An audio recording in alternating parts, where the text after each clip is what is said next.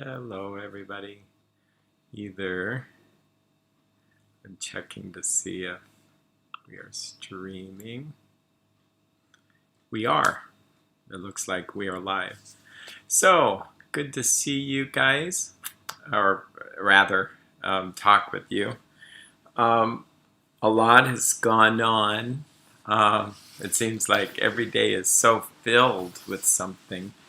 Um, yeah, and how do I relate it to what's going on? Today, I think I want to talk about boundaries and limits. I think it's a really good topic to revisit. I think it provides comfort to know limits, to have boundaries. So we can jump right in. Um, and that means, well, I'll do a little bit of a intro today. So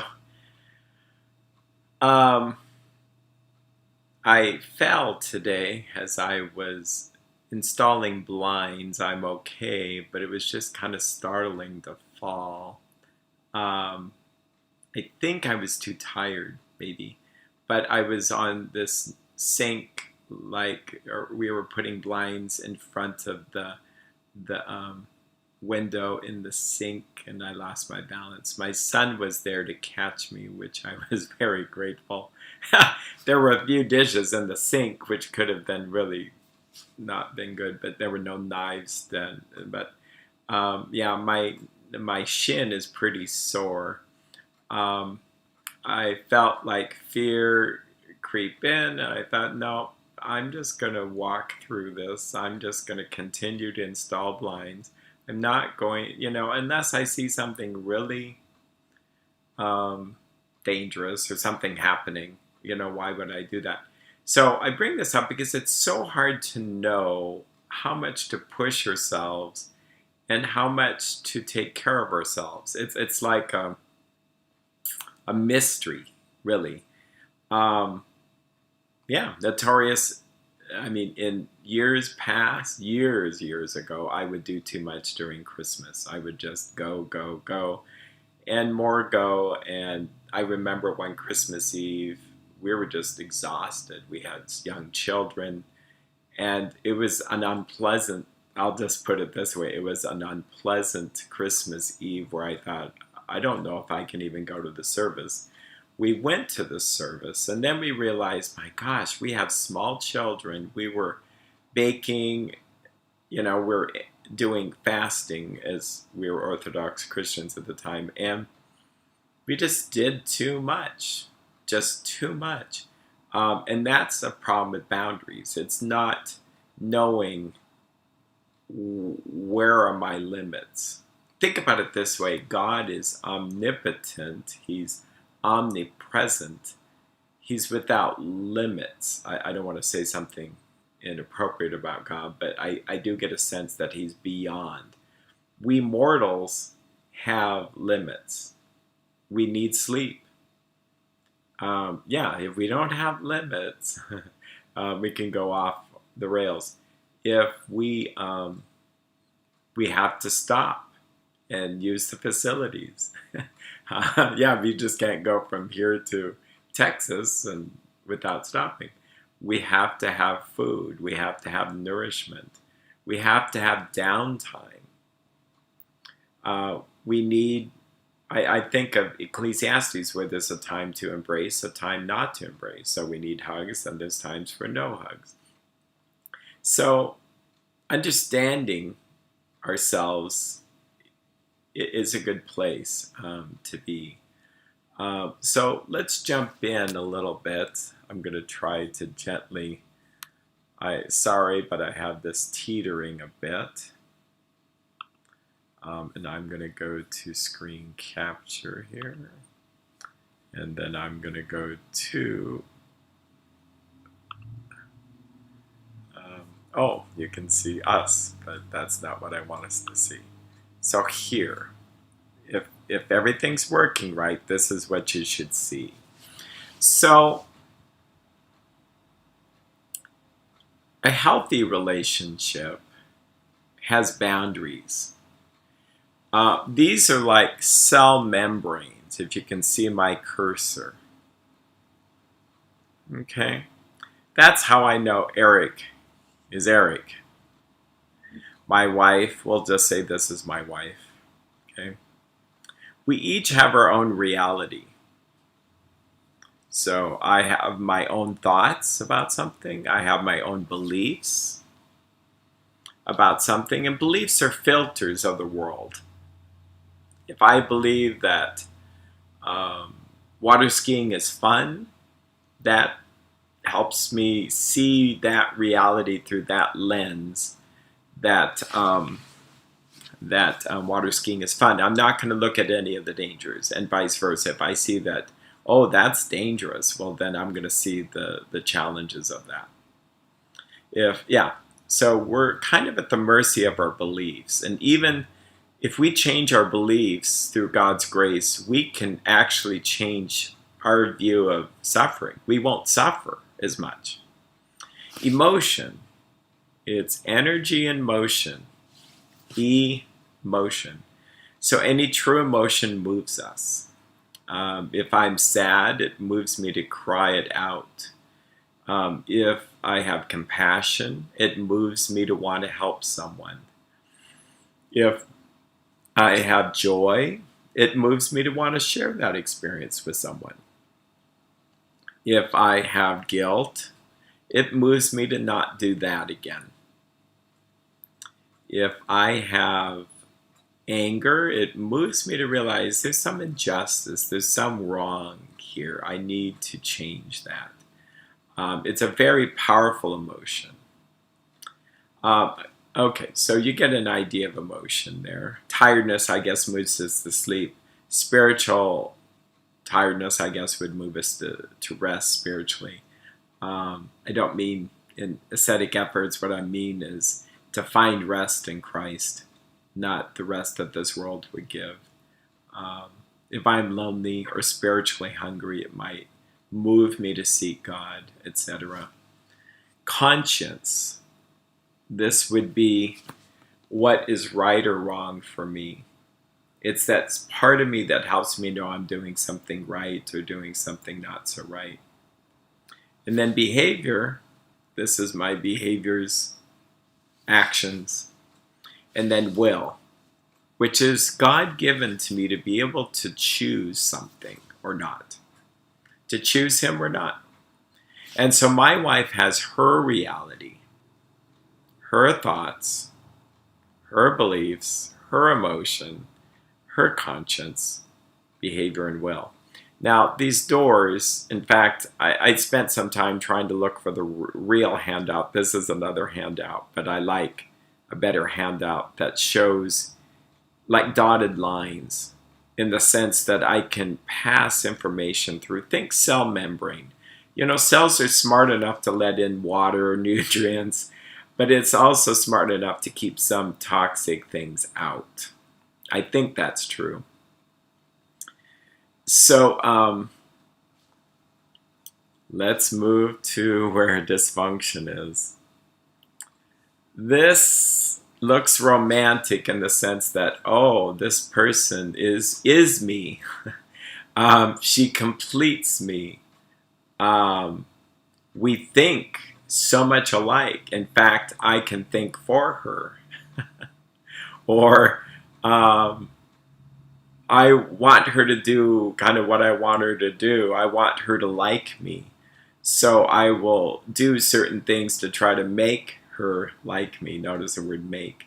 So then the free will begins to get lessened. There's a loss of self. You really don't know who you are in the relationship. Because in a sense, people who struggle with boundaries, and I'm not saying like they're bad people. In fact, I think a lot of us struggle with boundaries. It's just part of the brokenness of mankind. In fact, I might talk a little bit about, let's see how we're doing. Yeah, oh good, it worked. Okay, so now you're seeing that. Let's go back to boundaries. So I was just doing a test there, folks. So There's many examples of crossing of boundaries. Let's start with thoughts. If my wife thinks differently than me, and I try to get her to change her mind, that's boundary crossing. Instead of just let her have her own thoughts. If I don't ask her questions, but just mind read, that's crossing of boundaries. If I expect her to read my mind, she should know what I need before I need it. Boy, that sounds sick. But that would be true love. She should know, about that.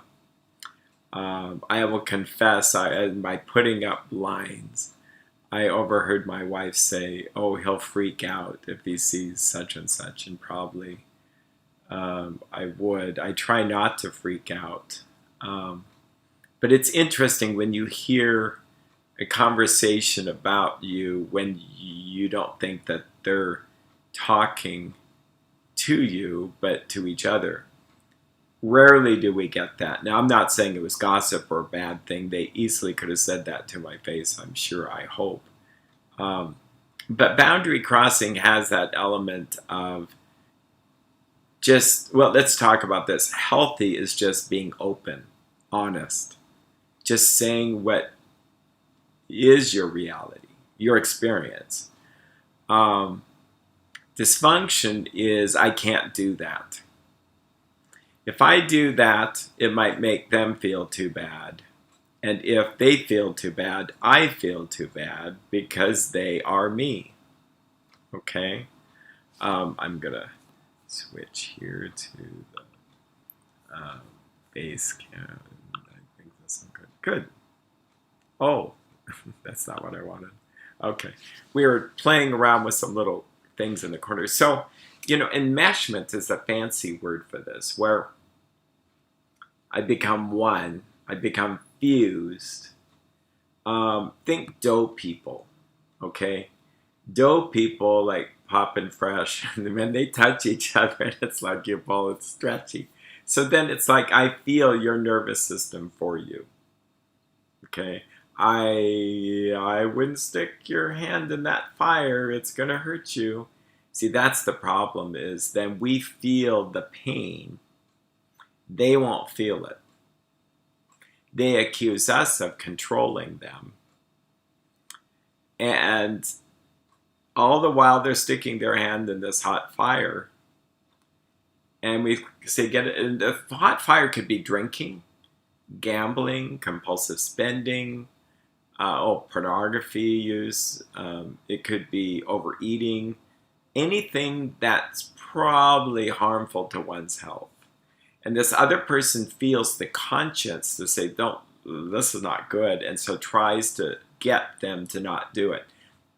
The problem is they're feeling the emotion of the poor choices. So then this person who's so numb using their addiction doesn't feel it.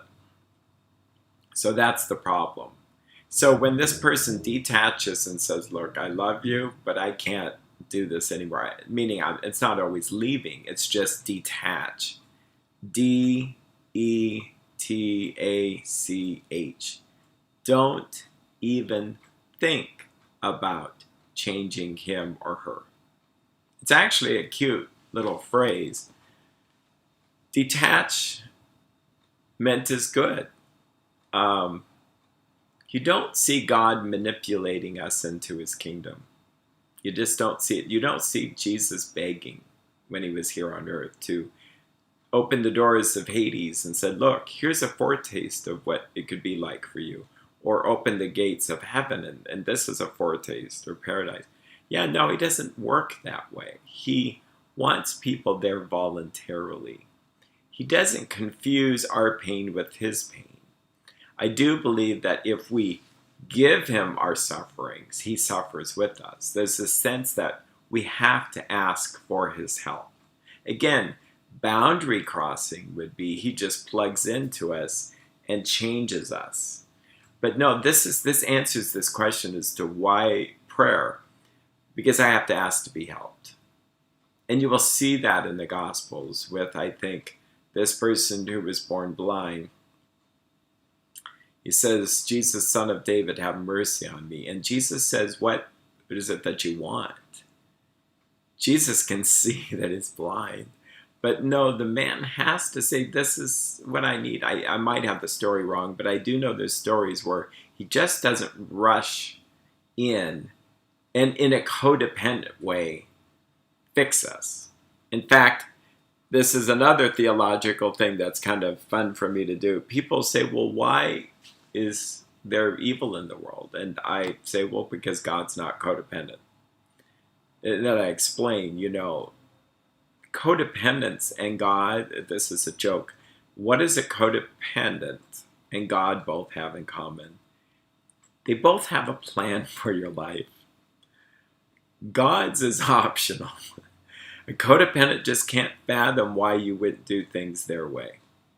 Like, why wouldn't you stop drinking? Why wouldn't you stop gambling?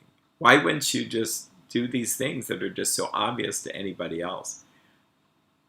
The higher principle here is that you really can't make other people do what you want them to do. Actually, this pandemic is a really good example of that. Some people will comply, but some people won't. In fact, a lot of people will rebel if you say, we have a plan for your life. We have it all worked out, how money should be spent, what work you should have, whether you should have a religion or not. These kind of things, people go, no, don't tell me what to do. Okay? If people are trying to save others from the coronavirus, and I'm not talking about the healthy situation where people came to a hospital, please help me. But no, I'm going to save you by telling you to do this, and this, and this. Yeah, it just doesn't work. We can share the gospel. We just can't throw it at someone and try to implant it. Like, again, once you understand boundary crossing, it makes a lot of sense. So, for instance, not to get too political, but a lot of the issues with people coming into a country illegally is a boundary crossing, literally. And they didn't have permission. They're taking services and goods that don't belong to them. Codependent people would say, but they're there. That's so sad. You should just let them in. Well, that's codependency. And codependents give and give and give and give and give and give until they can't take it anymore. And then either they die because it's not self-sustaining, it's unhealthy, or they get really mad and try to control people. Codependency is an addiction. So they may read a book and say, I'll try not to do it, but then they keep on doing it. They can't help themselves. Boundary crossing, it's good to maybe define some of the boundary crossing behaviors. I'm going to go back to a chart here. Oh, I'm right here. I go to screen capture and go to the chart here. Thank you for your patience. Here we are. So when this person feels 200% of the emotion, I'm being extreme, because there's emotion confusion. This person's really numb, and this person has all this emotion. Well, that's where we get the word motivate. So we're really feeling the pain to get them to not do it. Well, it usually doesn't work. But why is it compulsive for the emotion feeler, or the codependent? Because I can't take this. I can't take this pain. Well, if they let go and move back to a boundary, they're going to have their own pain, but they're going to let this person feel their own pain. They're going to let the person make their own choices. And then when they suffer the consequences of their choices, which consequences aren't always bad, I mean, they can be good, then the person begins to sort it out for themselves. Whether they should eat that or not eat that, or spend that or not, or their own spirituality. It's just, we can share, we can guide, we can teach, but, other people the other person has to decide whether they want that or not. Growth, as a therapist, I will say growth happens much more quickly when we have this going on. It doesn't really happen with this. So let's talk about physical boundary crossing. Physical boundary crossing, the most obvious ones, is smacking people in the face, or a shove, a push, a pull, a grab. Okay, you get the point. Domestic violence is this. It's in essence, it's saying, I want you to do what I want you to do, so you're going to stay here and we're going to talk. But the person is blocking the door and they can't get out. That's boundary crossing. Coming into people's homes without asking, going into people's rooms, taking their stuff without asking, so-called borrowing stuff without asking is physical boundary crossing. Different cultures now have different comfort levels in terms of space, but one culture may be much more okay with being really close to you, where another culture goes, that's too close, you're invading my space. Okay. So we notice this, it's obvious. Children, parents have smaller boundaries, that they're thinner. They would sit on each other's lap, well, on each other's lap. The kids would sit on the parents' lap. They would snuggle up in a blanket. But that wouldn't happen amongst friends unless the friends are really, really, really, really close and they maybe have poor boundaries. And so boundaries are flexible, okay, but they are there. And one way to think about boundaries is sometimes the only way to know what they are is by looking at when they're crossed. So I had a situation, I'll be careful here, but I was early married to my wife, newly married. We had this Christian singing group that was lovely. It was pretty cool. We were young, in our early 20s. We travel all over, the western half of the U.S., as far as not Texas, but New Mexico. I think we went through Arizona, California, Utah, Montana, Idaho, Washington, and Oregon, and performed singing anywhere, in churches and elder homes, prisons, detention centers, out in parks. It was a highlight of one's life. It was so much fun. Was there some kind of enmeshment? Yeah, we were pretty close. We'd sleep on the bus, and I think there was anywhere from 25 to 31 of us in one bus, and we were staying at homes of the people who attended those churches and stuff. So there's this sense that people we're living out of a suitcase, and the longest one we did was 21 days.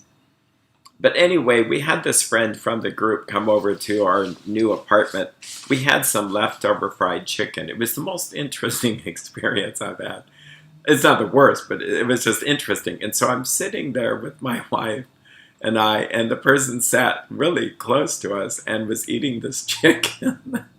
And I wondered, I guess I should get to, so you can see my face, because it is kind of, I kind of wondered, he's eating the chicken that was left over from summer. And he says, well, you don't mind, do you? And it's like, no.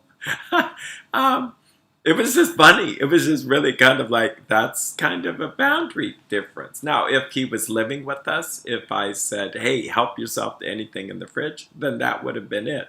It was just kind of unexpected.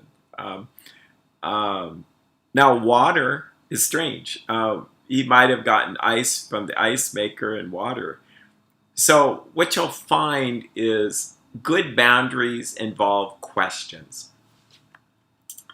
If he said, hey, there's a piece of chicken, can I have it? That implies that it's our chicken and not his. But when your chicken is my chicken, then that's where there's the fusion of boundaries. That's where these collapse of boundaries. Um, if I say to my wife, "You're mad at me," I know you are. That's crossing of a boundary. It's not asking her what she's thinking. Better boundaries would be, "Hey, what are you thinking?" Or, "Did I offend you? Are you upset? Are you angry?" So notice the difference. And that would be emotional boundary space. So emotional boundaries involve your feelings are your feelings, my feelings are my feelings. Now I can choose to feel some of the feelings you're sharing with me and share those feelings. Um, but I can also choose not to feel those feelings because your problem is your problem. And it sounds like you're saying that's your problem. I think that's said when boundaries been encroached and that people say, well, that's your problem. But I mean saying that's their problem and my problems are my problems. Some people want to dump problems on other people to have them fix them. The problem with that is it's kind of victim-like, but it really puts them at a disadvantage where I'm dependent on others to fix my problems. So it's okay. Well, we'll talk about dependency. But it's good to encourage accountability and self-responsibility to be able to respond to the problems we have. Now, I can go to God and say, "God, help me, help me, help me, help me." That's a good dependency. That's me depending on God for everything, even my next breath. Um, and God's not going to just invade my life unless I invite him. See, invasion, a privacy invasion of a country is boundary crossing. And that's why it's so important. It's so innate. We're born with this need. Now, when we're babies, we don't really separate from mom until later. Mom thinks for us, feels for us, eats for us, holds us, anticipates our needs. We get a shot in the arm for vaccinations, and mom is crying across the room. I might be crying too if I'm the baby, but they feel our pain.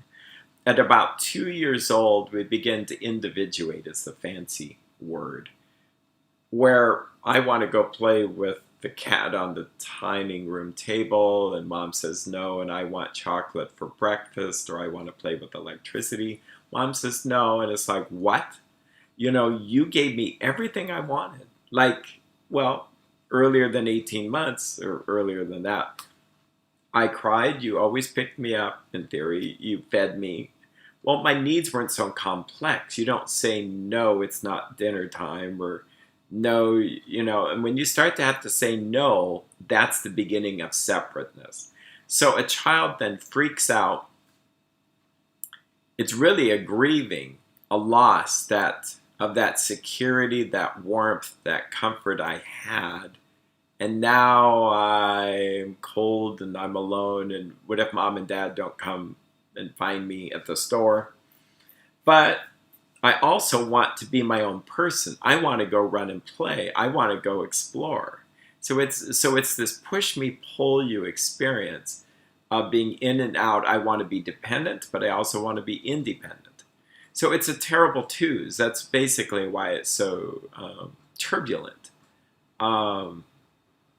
Now it gets sorted out at 3, 4, 5, and 6. We sorted out that I can be next to mom and get comfort, but I can be by myself. And then I have self-comfort. I know to hold the memory of mom in my heart. And I know she loves me, even if I'm at kindergarten, say like. So prior to this, if mom leaves, everything left. Because mom is me, you see. Out here, mom is separate from me. Now, even at this age, there's still a lot of fusion. Well, we'll talk about a transitional object. So a transitional object, like a bear, helps us transition. It's like a portable mother. I don't have to have mom now. I can have this. And this is so important. to me that I can't get another one just at the store. I want that one if we leave it at grandma's. So this gives me the feeling of independence and dependence at the same time. Okay. Sucking of a thumb or blankie is kind of the same thing. So it helps us transition. And we do this again at adolescence. 12, 13, 14, we begin to individuate more. Our brain starts to have much more gyri and, the grooves in it. So we have much more surface area. We start being much more complex in our thinking. Can go very moody and depressed, etc. We start to go, I don't know if I like the place I'm living at. Mom and Dad are telling me too much of what they want me to do, and I want more freedom. And why do they do this? And why do they do that? And at the same time, we start to want to be really fitting in with all the peers. So we'll do anything to try to look like them and act like them. And it's because we're breaking away. It's like cells dividing. Now, the dangers of transitional objects could be promiscuity, drugs. Drugs and alcohol are a perfect problem. Is that I feel independent. No one's going to tell me I can't do this, but then now I'm dependent on it. Does it satisfy that warm, cozy feeling? Well, it does for some. Sexuality, masturbation, all that stuff can happen the same way. A person starts to do these unhealthy self-comforts, and then they can get stuck. I just realized I said what I said, and that might freak people out. I'm used to being a therapist here. Spending could be that. Food could be that. A lot of addictive type stuff can be that. What are healthy transitional objects? Well, first of all, I don't like the word object, but that's kind of what they use in psychodynamic psychotherapy talk. But God can be the person we go to for our independence needs and our dependency needs. Certain behaviors, I think sports are interesting in that it can be we become so enamored with sports that it helps us do something we know is beyond what our families, used to seeing me do, and I've now become a basketball player. So it gives me, I'm dependent on the team, I'm dependent on the sport, but I'm independent because maybe no one else plays basketball. Okay.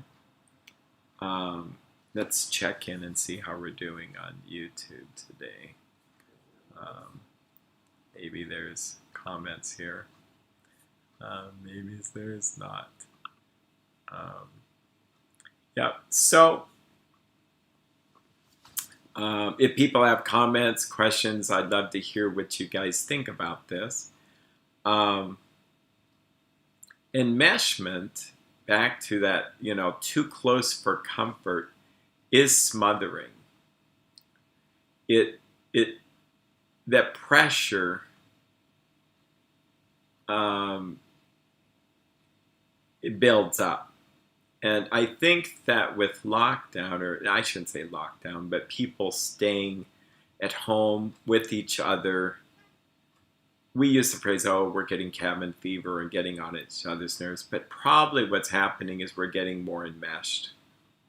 Because if we were out and kids were at school, if we were at physical work, we'd probably have more space, which then allows for people to individuate. The teenagers are more likely to learn what they need to learn apart from their parents. The spouses would actually miss each other when they come home. But no, there's not that opportunity to miss each other because we're there 24/7. Does this encourage domestic violence? It does. I hate to tell you this, but it's much more prevalent in the last 9 months. Not at the beginning, but now we're seeing it. People get angry. all anger really is about I'm not getting what I want, and I'm. I heard someone say, if you don't want to be angry, just want nothing. Yeah, I liked how he said it. It was funny, and I've shared this before. Um, yeah, detach. Thank you, Aaron. Um, Justina Mary McDonald. So that's the thing is that, well, that was a nice diversion. I might have. So, enmeshment, how can we avoid this? Well, first of all, to recognize boundaries. I wanted to spend kind of half the time on. Um,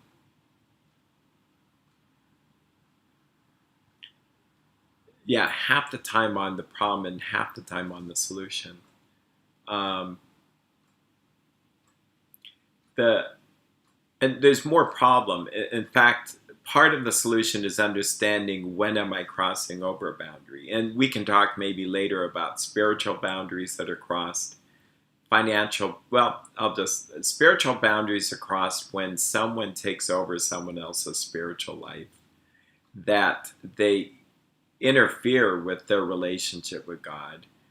They may actually have poor boundaries and speak for God in an unhealthy sense. The saints and prophets that did it with humility, but there are church groups where people are prophesying things, and it's just like I'll just say this: it keeps my uh, me busy. Um, Fixing others, um, you know, uh, yeah, that kind of thing. Financial boundaries are when people are taking advantage of each other financially. People that are not self-supporting, that are living with others, and they don't. They have the means to do so, but they just don't because someone else is taking care of them or bailing them out. Sexual boundaries. Oh, we should talk about this. So, any kind of rape, date rape, unconsensual sex, all this would be boundary crossing. People that are wearing too little clothing or doing things that radiate this sexual energy. You can tell they've had poor boundaries in the past. And perhaps they were victimized as children.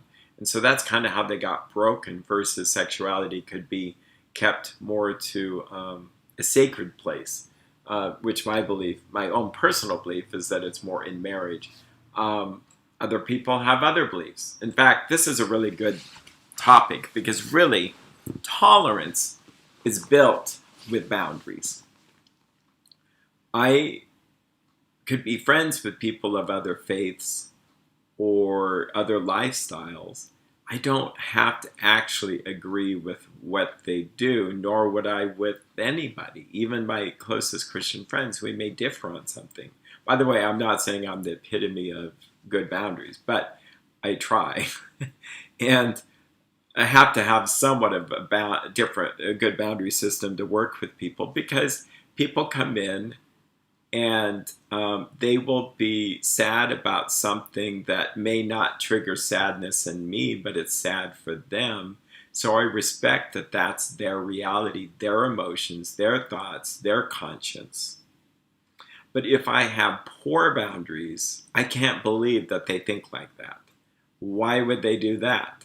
See, so judgmentalism really has roots in lack of boundaries. In fact, here's why, because I'm now going to sit on the throne of judgment, which is only reserved for God alone. And then second of all, I'm going to presuppose I know everything that needs to be known to presume a judgment on someone. So humility is like, I don't know. I don't know what their story is. I don't know what they're thinking. In fact, sometimes that comes out as I don't know what they're thinking. That could come out as rude, but the reality is, well, it's a start. It may be better than saying they're stupid. Versus I just don't understand that kind of thinking is probably a politer way to say something. Well, tolerance would be able to tolerate a differing of opinion. And I guess we could use some examples where any kind of violence happened in the streets. That's crossing of boundaries. Why are they doing that? Because we don't agree with them and they want to make us agree. I mean, if you think about it, how is that going to convert people over to their cause by being violent? You know, so something begins to happen there that's strange. Yeah. Well, that's not too unlike any of us who get angry. When we get angry and we're really mad, we're trying to make that other person believe or do what we want them to do, and it usually backfires. We might cajole some people into doing what we want, but it won't last long. Dictatorships, governments which are dictatorial, fascist, are boundary crossing to the point where people don't even get to decide how many children they can have, or they have to have children. Just bizarre things. People will probably rebel because of that. Kervin asks, just arrived, how do you suggest helping someone who has went down the road of unhealthy self-comfort, especially someone who has done so for a period of time? Good question. That is similar to the topic of addiction, but just to talk a little bit about that in light of boundaries.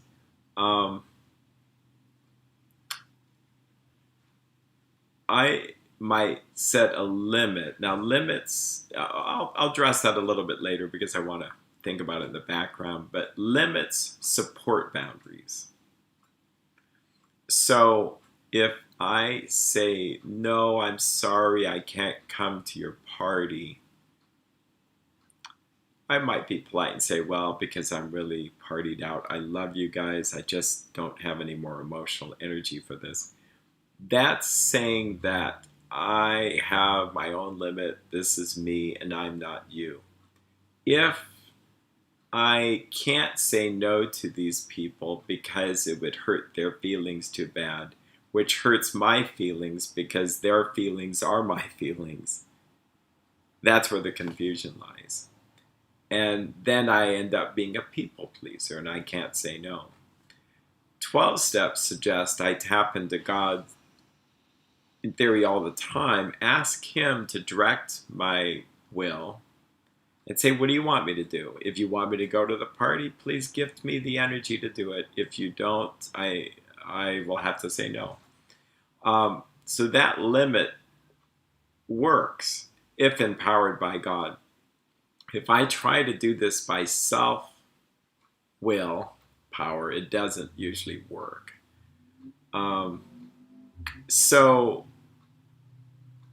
trying to stop something of an unhealthy self-comfort by oneself, I think is challenging realistically, because there are people that can say, I don't want to overeat this donut anymore. I don't want to engage in any promiscuity or unhealthy sexual behavior. I'll just stop. Well, these things are more powerful than us. And they tapped into the very core of who we are that helps us feel safe. It's a fake sense of safeness, but safe, protected, it's all going to work out. That's like alcohol, it's all going to work out. I wake up the next morning, there's still all the problems there, and worse, because now a person doesn't have the brain that they would have had they not drank. So that temporary escape is problematic, but it's so desirable. People want to escape their problems. I mean, look at it.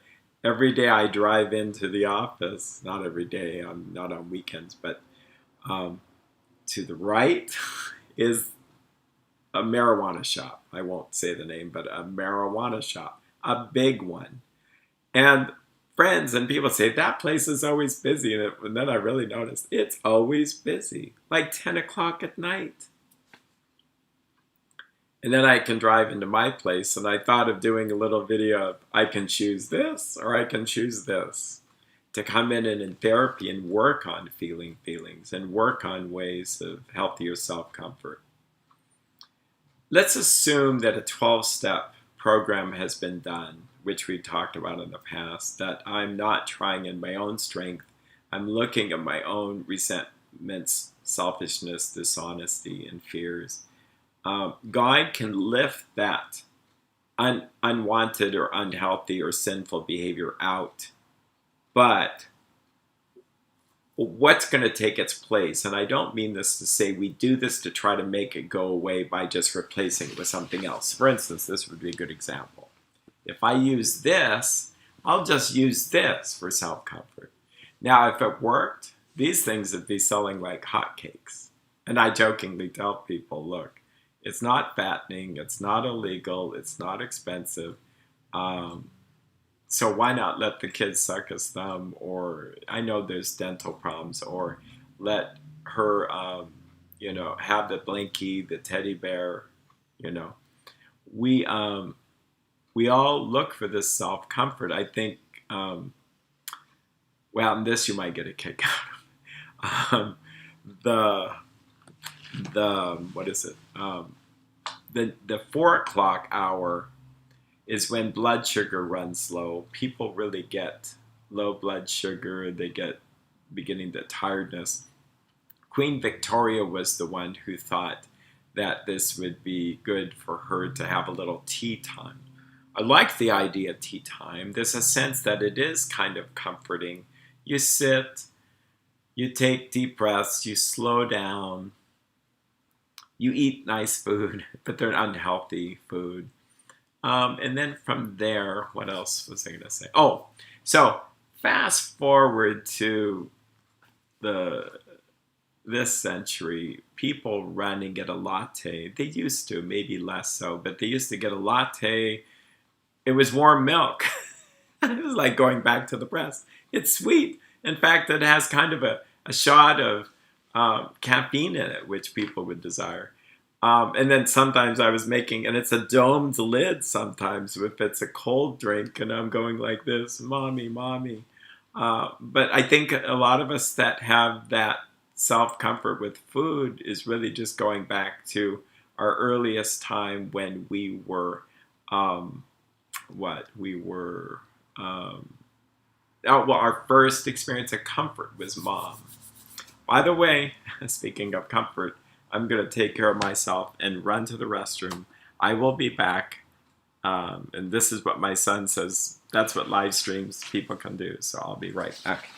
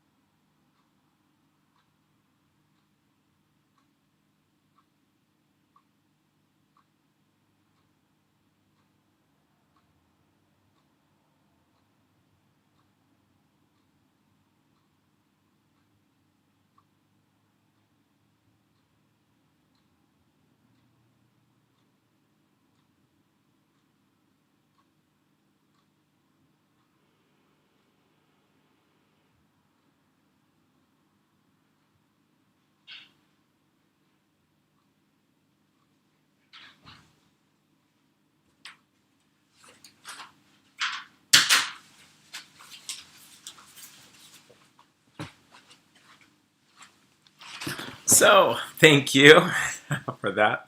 It made me think of a story that relates to all this, actually. Um, I'll just confess, I was one of those people that was a little bit embarrassed to have to go. I have this sudden urgency to go, and I just can't. And I do have that, which I'm working through. Have another antibiotic I'm trying. So you drink a lot of water, etc. And I had this fear of, how do I get up in the middle of a counseling appointment? And so, whatever. But I went to a monastery, and it was a wonderful place. I won't mention where, because I think this person, who I consider to be a holy person, wouldn't want to have notoriety. But this was mind-blowing, just mind-blowing for me. My son and I are sitting in a room with this guy. He's really, really peaceful. He's a monk. It just, if you ever get a chance to, it's so worth doing. So anyway, we're talking, and in fact, actually it was about limits. Actually, it's interesting. We were talking about how I was suffering through some backaches and pains, and he says, well, if you have to sit during church, sit. And Orthodox churches, most people stand for worship, and the reality isn't, it isn't a standing contest. Anyway, as it would happen, that he said that illness is given to us to help humble us, and it's involuntary asceticism, meaning it humbles us to. Okay, it's telling me now that it's interrupting me on this little sign. Anyway. In the middle of this discussion, he says, excuse me, and he got up to go to the bathroom and then came back, and we just looked at icons and chatted. I didn't think anything of it at all. Anyway, totally not thought about any of this, and 4 months later, that's how these things go. I had like the spiritual insight that God was using that experience to teach me that it was okay to get up and have bodily needs and to not have to be perfect, and that it was kind of a form of vainglory. That's how this worked with interacting with this monastic, is that he would say things and I would write them down afterwards. He would recommend a book. I would read the book. It was exactly spot on what I needed.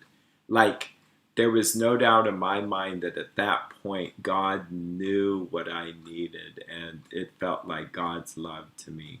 It was great to have that. There's no boundary crossing with that, by the way. I mean, that's the thing. He just shared what he shared, and God then had it touch my heart in such a way that was really helpful. So saying all that, in our journey back to what someone had asked about, how do you get out of those patterns?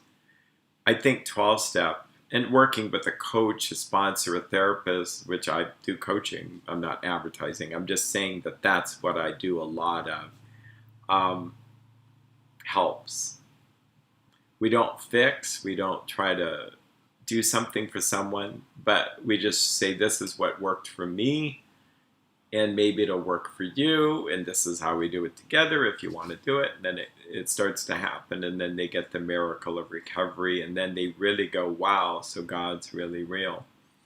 If I let go of something, God's grace comes into that vortex, because a lot of these things that are self-comfort are so deep, they are vortex-like, and they just suck something else into it. So rather than have something sucked into it, if we're prayerful and meditative, we'll find that there's other ways for self-comfort that are healthy. Like journaling. At first you go, well, this is boring, or this is this. There's many times after journaling you can go, I had like a spiritual experience. Obviously prayer, that's not the reason we do it, to have self-comfort. That seems like the opposite. But by my going to God, it stops the self-talk. It stops this continually rambling, rumbling dialogue with myself and my passions. And I get this from a prayer book, and it helps me get set aright in the right path. Well, simple things like blankets. I think this time of year we will snuggle up with a blanket. I will say this, almost everybody, I'd say 80% of the people don't have any problems holding this bear while being in here. In fact, this bear is 30 years old. It looks as good as new. It's bizarre how it's held up. And during the coronavirus, we had to make sure that we didn't pass it back and forth. But yeah, no, I think people like hugs. A lot of people like hugs. Some people don't. But hugs, this feeling or something on one's chest, if you put your hands on your chest and put them on a little bit hard, you might find that it does provide some kind of self-comfort. Art, music. Mr. Rogers would play the piano to help him process emotions. Things that you like to see from the past, like scrapbooks or slideshows or old movies, old photos. A hobby like knitting and spinning wool is comforting to me, but it's also stress relieving, but it's actually quite fun. Never thought I would do that in a million years, but the hobby itself seems fun and comforting, and it's not, the good news is it's not totally about selfish, but it does feel selfish to knit sometimes. Like, it feels so relaxing. I suppose video games for others that play video games is a self-comfort. It's a time of escape. Reading, taking oneself out of where they are. Oh, self-comfort for me, and it sounds funny to say self-comfort, but I like to read books from saints, the writings. I never get tired of that. It feels like a antidepressant. I remember going through some horrific, difficult times, and I would just go to a class on church history. It would somehow comfort me. It would just help me to realize that the church has been going on for a long time. They've gone through many battles, through things. It just seems connecting with God. Yeah, thanks, Aaron. There are 12-step groups for many types of unhealthy self-comfort. And in fact, there's a group called Emotions Anonymous, EA. You can look it up. Their steps are the same steps, but it's really interesting in that I haven't ever really participated, but my guess is that it would be all about how do we process emotions in a healthy way where it's comfort. I think moving away from 12 steps for a minute and talking about just plain old comfort, we have been through a difficult time. I think we've gotten used to it, but we may need to be gentle with ourselves, realize that our minds and hearts haven't really seen anything like this. Probably similar to what our grandparents or parents might have went through in the Great Depression, but to have such a big event, and I realize some people are more affected than others, but what can we do to comfort ourselves? Nice auditory relaxation exercise can be comforting. This morning, I will confess, it's been I guess I could say a rough day, but I don't necessarily think of it that way. So before I slipped and hurt my shin, and because I was hanging blinds, I felt back spasms in my bed, and I realized, okay, I'll get up. And I see that some of these is not from physical maladies, it's from emotional stress. So I go to what I call my prayer room, and there's icons, and there's candles that are fake, where the nice flicker ones, and I put that, and I snuggled up in a blanket. Well, I was going to pray, but it was too early. I snuggled up in a blanket, and I just waited, just waited, you know. Now I look back, I was waiting on the Lord. I wasn't, I was just, I guess, sitting still for once.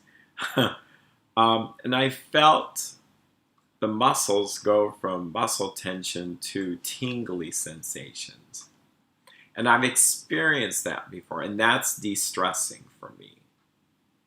And I did take a bath. Normally I'm a shower person, but I decided, you know what, I just need to take care of myself, because I knew I had this big project of putting up these blinds before I run to work. And what happened yesterday was, and I'm not complaining when I say this, but a lot of hardships happened all weekend. So the phone was ringing about people's, I just won't say what they are, but it was like a little bit higher in the Richter scale. So it's like, okay, Erik, take care of yourself, you know, be balanced, figure out what you want to do. So I thought, well, the blinds need to be done. And so I plan tonight to go home and not maybe even finish them, unless my son really wants blinds for his room. But we will pray and think about what the best thing is. Yeah, I like where this was going tonight. Jack says, keep up the good work with these comfort hour streams, Erik. Well, that's sweet of him to say, and here I said the phrase, I like where it's going, getting compliments. Actually, now that I think about it, that is a way to comfort each other. To tell people how much we appreciate them, or what they mean. I've had in the last week probably 3 people do something that was pretty comforting to me. And it's amazing how these were major ways, the small mini comforts I think we get. Like someone says, you know, have a good day, or I'll be praying for you, or something that just makes something a little bit better. Like if you see someone struggling with a cart, now you don't touch carts, but trying to help them in the door, or to carry the groceries for them, or to, oh gosh, this was amazing. This is a sad story, but I'll make it pretty positive. Is that I won't go into it. I remember working with someone who was passing away with cancer, and I might have shared this, but I was so taken that here she is in agony, and I was there for pain management. And she motions, she can't even speak, but she motions for me to sit down in this chair. I'll never forget this. It's like, wow. She was wanting to give me the comfort, because I could have just stood there and did the whole thing. But I think that's a good lesson for us, that we can be comforting each other even though we're going through a difficult time. And if we go too much of that, that becomes codependency, that I don't have enough comfort going this way. But we do feel a little bit better to give to someone else. And, I remember times when we didn't have a lot of money. We don't have a lot of money now, but we have more than a lot of people. But the thing is, even when we were so scraping by to do this time of year to give money to people even less fortunate, was a good thing. And it made me feel free, like we're really not that strapped. Little comfort. So maybe that's what we do. Next week, or the next time, I had this idea. I'm trying to keep it therapeutic, but what I'd like to do is a live stream in our neighborhood, talking, or maybe playing music, something really comforting, taking you on a virtual Christmas light tour. Our little town of Lake Stevens has Christmas.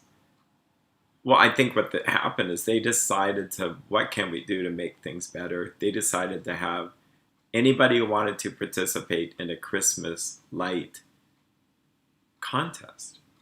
And so I've seen more Christmas lights in the neighborhood. I can go walking at night. It's like walking through Disneyland. It's really kind of cool. And it's kind of comforting.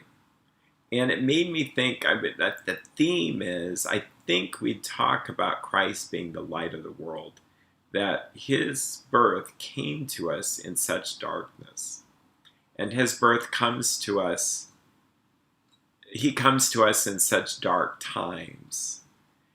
I mean, perhaps there's someone out there that Christ came to him when, or her, when they were doing great. But I think that we all see our poverty of spirit, that we realize I can't live anymore without God's love. And this is what I have to exist. So I look forward to that. It would be next Tuesday, but I almost am tempted to do it sooner. I'm starting to realize that if I advertise the stream before, you might actually get wind of it and be notified a little bit. So you can do that. I guess it means, boy, I'm really bad at this. This is funny. I'm certainly not pushing you to push the subscribe and the notification buttons, but that's what other people do. And I think what it does is then it notifies you, stop what you're doing, come watch me, which seems ridiculous. The nice thing about these live streams is you can watch them later. But I do appreciate the people that do seem to stop what they're doing, and they write nice things and ask great questions on the side there. Anyway, I love you guys. It's really good to be here with you, and I wish you all the best as we get closer to Christ's Holy Nativity. Take care. Bye-bye.